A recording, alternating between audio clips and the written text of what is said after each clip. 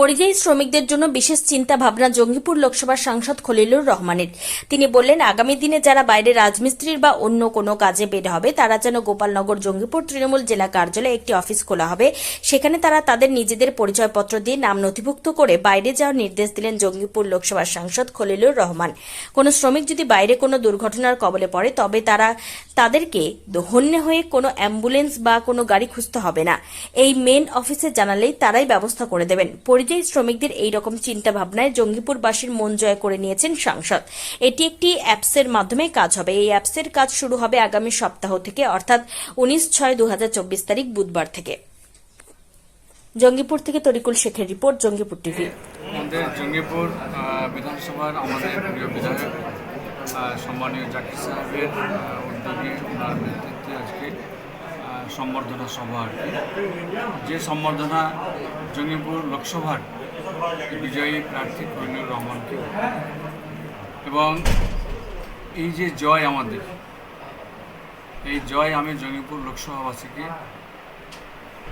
আমাদের সর্বস্তরের নেতৃত্ব, কর্মীবৃন্দ, শুভাকাঙ্ক্ষী, বুদ্ধিজীবী, গুণীজন সকলকে আমি উৎসর্গ করছি।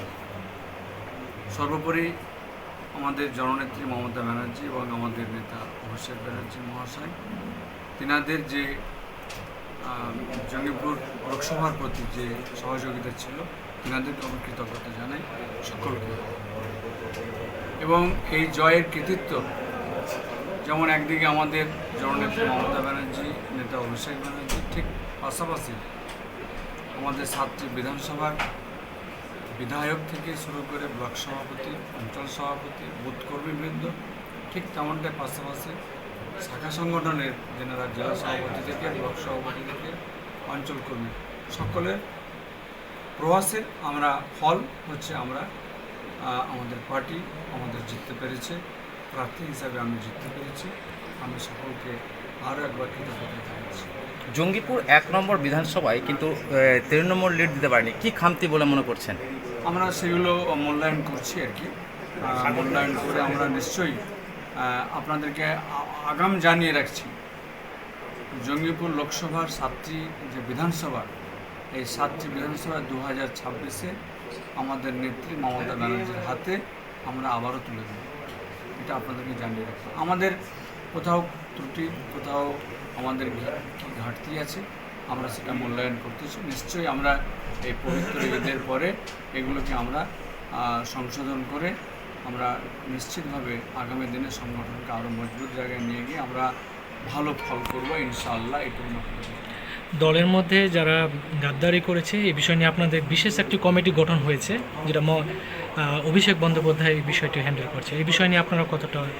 দেখুন, অভিষেক ব্যানার্জি আমাদের রাজ্য কেন্দ্রীয় নেতা, আমাদের নেতা, তিনি বলেছেন, আপনার কাছ থেকে শুনছেন, কাজে নিশ্চিতভাবে তিনারা রাজ্য নেতৃত্ব ঠিক করবেন কীভাবে এটাকে দেখবেন।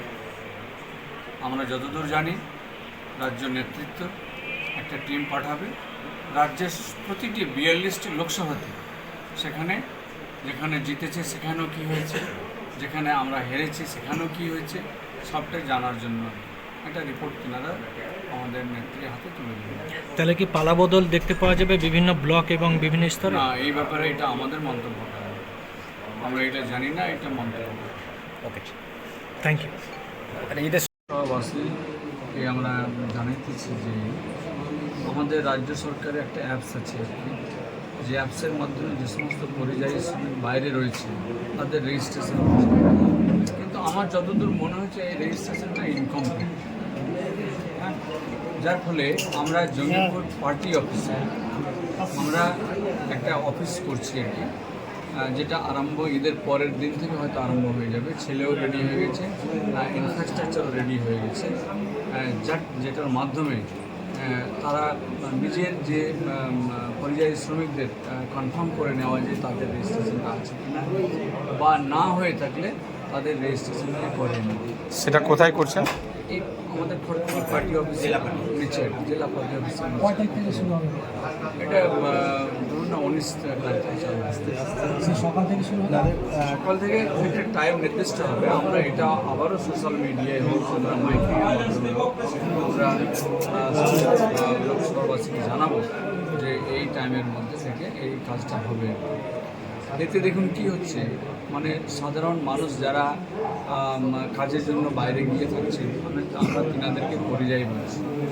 তো তিনারা এই রেজিস্ট্রেশনের মাধ্যমে অনেক উপকৃত হবে।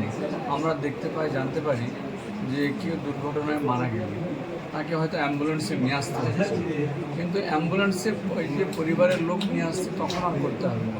আমাদের রাজ্য সরকার, আমাদের মামাটি মানুষের সরকার, আমাদের নেত্রী মমতা ব্যানার্জি, ওনারই সে যে যোগাযোগ করে দিয়েছেন যে পরিযায়ী শ্রমিককে বাইরে থেকে নিয়ে আসার ব্যবস্থা করে, সেটা এর মাধ্যমে হয়ে যাবে। অ্যাপসটার নাম একটু বলবেন? নামটা আমার ঠিক মনে আচ্ছা, আসছে এই না। ডকুমেন্টস কি ডকুমেন্টস লাগছে তারা যদি অ্যাপ্লাই করে? এই মুহূর্তে কিছুই নাই, সে যদি কোনো নাম দিতে পারে যে কোন কন্ট্রাক্টরের মাধ্যমে যাচ্ছে, সেটা দিলেও হবে, আর লোকেশন মানে এখান থেকে তারা রেজিস্ট্রেশন করে যাবে। প্রপার অ্যাড্রেসটা, এর মাধ্যমে কি কি ধরনের সুবিধা পাওয়া যায়? যেমন ধরুন দুর্ঘটনা কোনো ঘটলে পারে, তার চিকিৎসা থেকে শুরু করে তাকে, বা কেউ এক্সপায়ার করে গেছেন, তাকে বাড়ি নিয়ে আসেন, বাড়ি পৌঁছে দেওয়া, সেটা তার সঙ্গে কি বিমা থাকছে? না, বিমা নেই, তার সঙ্গে আপনার বাড়ি পৌঁছে দেওয়ার কাজটাও আমাদের কাজ। অফিসটা কতক্ষণ খোলা থাকতে পারবে? অফিসটা কতক্ষণ খোলা থাকবে? মিনিমাম 4 ঘন্টা তো বটেই। কত টাইমটা একটু আমরা জানিয়ে দিচ্ছি।